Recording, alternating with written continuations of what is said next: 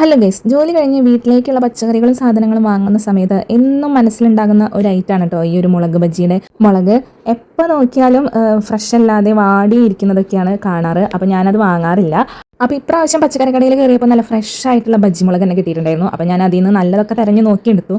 ഈ ഒരു ഐറ്റമൊക്കെ ഞാൻ ഫസ്റ്റ് ടൈമാണ് വീട്ടിലുണ്ടാക്കുന്നത്. പിന്നെ ഈ മുളക് ബജിയുടെ ബാറ്റർ നിങ്ങൾക്ക് പറഞ്ഞു തരേണ്ട ആവശ്യമില്ല. എന്നാലും ഞാൻ എടുത്തിട്ടുള്ള കൂട്ടുകളൊക്കെ ഒന്ന് പറഞ്ഞുതരാം. ഞാൻ കടലമാവ് എടുത്തിട്ടുണ്ട്, കുറച്ച് അരിപ്പൊടി എടുത്തിട്ടുണ്ട്, ആവശ്യത്തിന് ഉപ്പ്, മുളക് പൊടി, മഞ്ഞൾപ്പൊടി, കുറച്ച് കായത്തിൻ്റെ പൊടിയും കൂടി ഇട്ടിട്ട് ദോശമാവിൻ്റെ ബാറ്ററിൽ വെള്ളം ഒഴിച്ചിട്ട് നന്നായിട്ട് കലക്കിയെടുക്കാം. പിന്നെ ഉണ്ടല്ലോ, ഈ ഒരു മുളക് ബജി ഉണ്ടാക്കുന്ന സമയത്ത് എനിക്ക് പറ്റിയിട്ടുള്ള വലിയൊരു മണ്ടത്തരം എന്ന് വേണമെങ്കിൽ പറയാം. കാരണം ഞാനിത് ഫസ്റ്റ് ടൈം ഉണ്ടാക്കുന്നത് കൊണ്ട് തന്നെ ഇതിൻ്റെ ഉള്ളിലത്തെ ആ ഒരു അരി പോലത്തെ സംഭവം ഉണ്ടല്ലോ, അത് കളയണം എന്നുള്ളത് എനിക്കറിയില്ലായിരുന്നു. ഞാൻ ഇതേപോലെ നെടുകയും മുറിച്ചിടുന്നു, ആ ഒരു മാവിലെ കോട്ട് ചെയ്ത് വെക്കുന്നു, അത്രയും ഞാൻ ചെയ്തുള്ളൂ.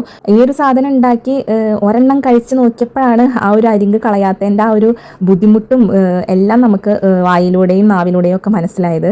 സത്യം പറഞ്ഞു കഴിഞ്ഞാൽ ഞാൻ കഴിച്ചിട്ടുള്ള മുളക് ബജിക്കൊന്നും അങ്ങനെ ഫീൽ ചെയ്തിട്ടില്ല. പക്ഷെ ഞാൻ വാങ്ങിയ മുളക് മൂത്ത് പോയ മുളകായതുകൊണ്ടാണോ എന്താണെന്ന് അറിയില്ല, അല്ലെങ്കിൽ ചള്ള് നോക്കി വാങ്ങണമായിരുന്നോ എന്ന് എനിക്കറിയില്ല.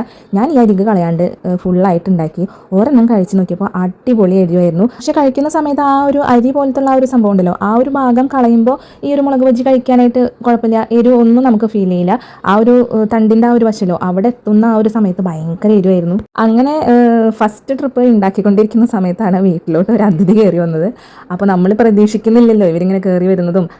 ആ ഒരു ടൈമിലാണെങ്കിൽ നമ്മൾ കഴിച്ചു നോക്കുകയും ചെയ്തിട്ടില്ല. ആദ്യത്തെ ട്രിപ്പ് തന്നെ ഉണ്ടാക്കി ആവുന്നത് നമ്മൾ വീട്ടിൽ വന്ന ആ ഒരു വിരുന്നുകാർക്കാണ് വെച്ച് കൊടുക്കുന്നത്. അപ്പോൾ നമ്മൾ സംഭവം കാണുമ്പോൾ നല്ല ഭംഗിയുണ്ട്, സക്സസ് ആയി എന്നൊക്കെ വിചാരിച്ചു. അങ്ങനെ കയറി വന്നിട്ടുണ്ടായിരുന്ന വിരുന്നുകാർക്ക് അമ്മ ഈ ഒരു മുളക് ബജിയും പിന്നെ നാരങ്ങ വെള്ളമൊക്കെ വെച്ച് കൊടുത്തു. അങ്ങനെ ഞാൻ രണ്ടാമത്തെ ട്രിപ്പ് മുളക് ബജി ഉണ്ടാക്കാനായിട്ട് തുടങ്ങി. അങ്ങനെ ആ ഒരു രണ്ടാമത്തെ ട്രിപ്പ് മുളക് ബജി ഉണ്ടാക്കി വെന്ത് റെഡി ആവണ ആ ഒരു സമയത്ത് ജോക്കുട്ടൻ എനിക്ക് വേണമെന്ന് പറഞ്ഞിട്ട് അവനത് എടുക്കാനായിട്ട് നിന്നു. അങ്ങനെ ആ ഒരു രണ്ടാമത്തെ ട്രിപ്പിലത്തെ മുളക് ബജി അവന് കൊടുത്ത് ഞാൻ ഒരെണ്ണം ടേസ്റ്റ് ചെയ്യാൻ നിന്നപ്പോഴാണ് എനിക്ക് കാര്യം കത്തിയത്. ഇത്രയും എരിവുള്ള മുളകായിരുന്നു എന്ന്. ആ ഒരു അരിയുടെ ആ ഒരു ഭാഗത്തുമ്പോൾ നല്ല എരിവാണ്, നമുക്ക് വായും ചുണ്ടൊക്കെ ഭയങ്കര എരിവായിരിക്കും. എന്തായാലും ആ വന്ന വിരുന്നുകാർക്ക് വെച്ച് കൊടുത്തു. ഇനിയിപ്പോൾ ഒന്നും പറയാനില്ല, അയാളുടെ വിധി എന്ന് വിചാരിച്ചിട്ട് ഞാൻ മിണ്ടാണ്ട് നിന്ന് ബാക്കിയെല്ലാം ഉണ്ടാക്കി തീർക്കുകയാണ്. അങ്ങനെ വിരുന്നുകാരൊക്കെ പോയി കഴിഞ്ഞ് അമ്മ ഒരെണ്ണെടുത്ത് കഴിച്ചിട്ട് ഇങ്ങനെ ഒരു ഇരിപ്പാണ് കേട്ടോ. അപ്പോൾ ഞാൻ ചോദിച്ചാൽ എരിയണില്ലേ, നല്ല എരിവുള്ള മുളകാട്ടോ.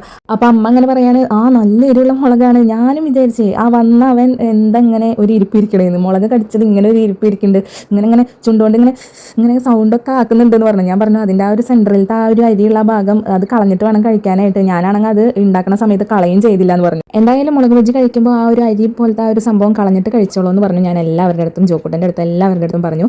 എന്തായാലും വന്ന് കയറിയ ആ ഒരു അതിഥിക്ക് ഇത് മറക്കാൻ പറ്റാത്ത ഒരു അനുഭവമായിരിക്കും. എന്നെ കാണുമ്പോൾ ആൾക്ക് എന്തായാലും മുളക് ബജി ഓർമ്മ വരാതിരിക്കില്ല. അങ്ങനെ മുളക് ബജി എല്ലാം ഉണ്ടാക്കി കഴിഞ്ഞപ്പോൾ ആ ഒരു ബാറ്റർ ബാക്കിയൊന്നുണ്ടായിരുന്നു. അപ്പോൾ അതിൽ ഞാൻ പപ്പടം നെടുകെ കയറിയിട്ട് മുക്കിയിട്ട് ഇതേപോലെ അങ്ങ് ഇട്ട് കൊടുത്തു. അങ്ങനെ ഒരു 5-8 പപ്പടം ഇതേപോലെ ഉണ്ടാക്കിയെടുത്തിട്ടുണ്ട്. പപ്പടവട പോലെ ഉണ്ടാക്കിയതാണ്.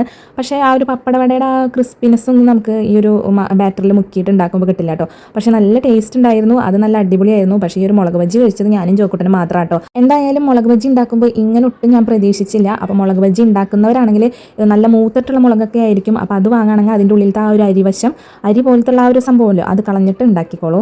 അപ്പോൾ ഇങ്ങനെയൊക്കെയാണ് എനിക്ക് മുളക് ബജിയിൽ നിന്നും കിട്ടിയിട്ടുള്ള 8ൻ്റെ പണികളും വിശേഷങ്ങളും കാര്യങ്ങളൊക്കെ. അടുത്തൊരു 4 മണി പലഹാര എക്സ്പീരിയൻസ്ഡ് വീഡിയോ ആയിട്ട് വീണ്ടും വരാം. ബൈ.